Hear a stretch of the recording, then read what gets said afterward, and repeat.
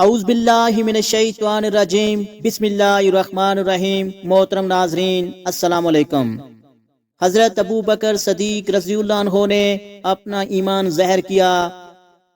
حضرت علی مرتضیٰ رضی اللہ عنہ فرماتے ہیں، میں نے ایک مرتبہ دیکھا قریش نے حضور نبی کریم صلی اللہ علیہ وآلہ وسلم کو پکڑ لیا، اور پھر ان میں سے کوئی آپ صلی اللہ علیہ وآلہ وسلم کو گھسیٹتا تھا اور کوئی دھکے دیتا تھا، اور وہ کہتے تھے کہ یہی ہیں جو کہتے ہیں اللہ ایک ہے۔ ہم میں سے کسی کی جرت نہ ہوئی کہ وہ آگے بڑھتا اور حضور نبی کریم صلی اللہ علیہ وآلہ وسلم کو ان سے بچاتا، اور پھر حضرت ابو بکر صدیق رضی اللہ عنہ پاس آئے اور انہیں مارنا شروع کر دیا، اور انہیں دھکے دینے لگے اور کہنے لگے اللہ ود جل کی تم پر مار ہو، تم انہیں اس لیے مارنے کے در پہ ہو کہ یہ کہتے ہیں کہ میرا رب اللہ ود جل ہے۔ حضرت علی مرتضیٰ رضی اللہ عنہ نے یہ واقعہ بیان کیا اور اپنی چادر اوپر اٹھائی اور رونے لگے، اور اتنا روئے کہ آپ صلی اللہ علیہ وآلہ وسلم کی داڑھی تر ہو گئی۔ پھر آپ صلی اللہ علیہ وآلہ وسلم نے فرمایا، میں تمہیں قسم دے کر پوچھتا ہوں، فرعون کی قوم کا مومن بہتر ہے یا ابو بکر صدیق؟ لوگوں نے آپ کی بات سنی اور خاموشی اختیار کی۔ پھر آپ صلی اللہ علیہ وآلہ وسلم نے فرمایا، تم مجھے جواب کیوں نہیں دیتے؟ اللہ ود جل کی قسم، حضرت ابو بکر صدیق رضی اللہ عنہ بہتر ہیں، اور حضرت ابو بکر صدیق کی ایک ساعت فرعون کی قوم کی مومن کی 1000 ساعت سے افضل ہے۔ اور وہ اپنے ایمان کو چھپاتا تھا، جبکہ حضرت ابو بکر صدیق رضی اللہ عنہ نے اپنا ایمان ظاہر کیا۔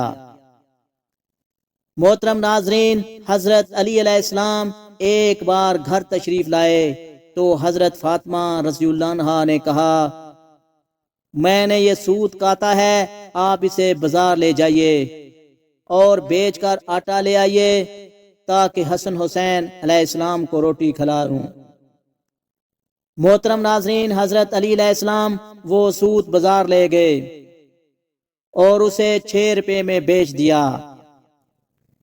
پھر ان روپیوں کا کچھ خریدنا چاہتے تھے کہ ایک سائل نے صدا کی، من یقرض اللہ قرضا حسنا۔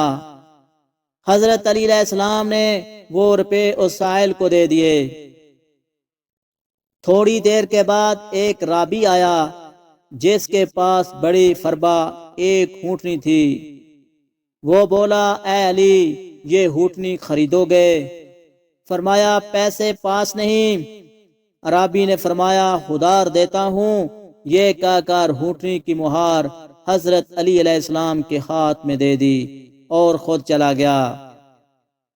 محترم ناظرین، اتنے میں ایک دوسرا عرابی نمودار ہوا اور کہا، علی علیہ السلام اونٹنی دیتے ہو؟ فرمایا، لے لو۔ عرابی نے کہا، 300 نقد دیتا ہوں۔ یہ کہا اور 300 نقد حضرت علی علیہ السلام کو دے دیے اور اونٹنی لے کر چلا گیا۔ اس کے بعد حضرت علی علیہ السلام نے پہلے عرابی کو تلاش کیا مگر وہ نہ ملا۔ محترم ناظرین، آپ گھر آئے اور دیکھا کہ حضور صلی اللہ علیہ وآلہ وسلم حضرت فاطمہ رضی اللہ عنہا کے پاس تشریف فرما ہیں۔ حضور صلی اللہ علیہ وآلہ وسلم نے مسکرا کر فرمایا، علی، اونٹنی کا قصہ تم خود سناتے ہو یا میں سناؤں؟ محترم ناظرین، حضرت علی علیہ السلام نے عرض کیا، حضور آپ ہی سنائیں۔ فرمایا، پہلا عرابی جبریل تھا اور دوسرا عرابی اسرافیل تھا، اور اونٹنی جنت کی وہ اونٹنی تھی جس پر جنت میں حضرت فاطمہ رضی اللہ عنہا سوار ہوں گی۔ خدا کو تمہارا اثار جو تم نے 6 روپے سائل کو دیے پسند آیا ہے، اور اس کے صلے میں دنیا میں بھی اس نے تمہیں اس کا اجر اونٹنی کی خرید و فروخت کے بہانے دیا ہے۔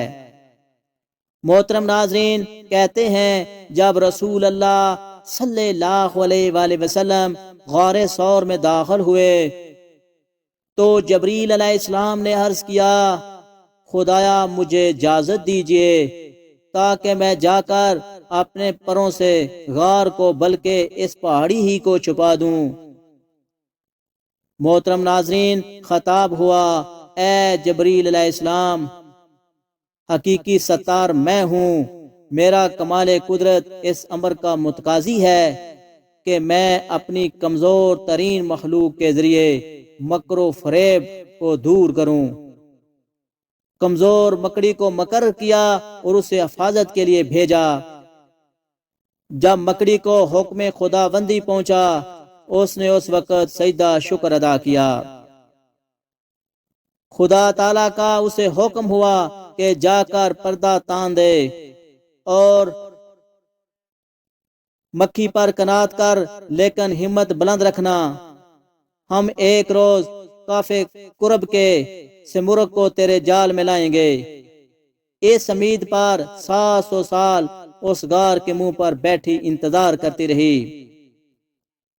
چنانچہ نہ رات کو آرام تھا نہ دن کو چین، یہاں تک کہ اس رات حضرت صلی اللہ علیہ وآلہ وسلم اس غار کے دہانے پر پہنچے۔ مکڑی نے حضرت صلی اللہ علیہ وآلہ وسلم کی طرف اشارہ کر کے کہا، مجھ کمزور کو آپ صلی اللہ علیہ وآلہ وسلم کے دیدار کا وعدہ دیا گیا ہے، تشریف لائیے تاکہ آپ صلی اللہ علیہ وآلہ وسلم کی زیارت سے اپنی آنکھیں ٹھنڈی کروں۔ محترم ناظرین، حضور نبی کریم صلی اللہ علیہ وآلہ وسلم جب غار کے اندر تشریف لے گئے، مکڑی نے جالا تننا شروع کر دیا اور عجز امیز لباب پھیلانا شروع کر دیا۔ حضرت صلی اللہ علیہ وآلہ وسلم نے حضرت ابو بکر صدیق رضی اللہ عنہ سے کہا، ابو بکر، ایک مدت سے میں اس فکر میں تھا کہ میری امت اس بریک پل صراط سے کیسے گزرے گی۔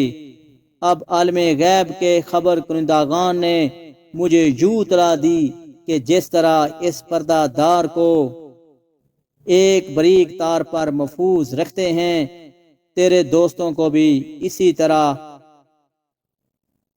اس صراط سے محفوظ رکھیں گے۔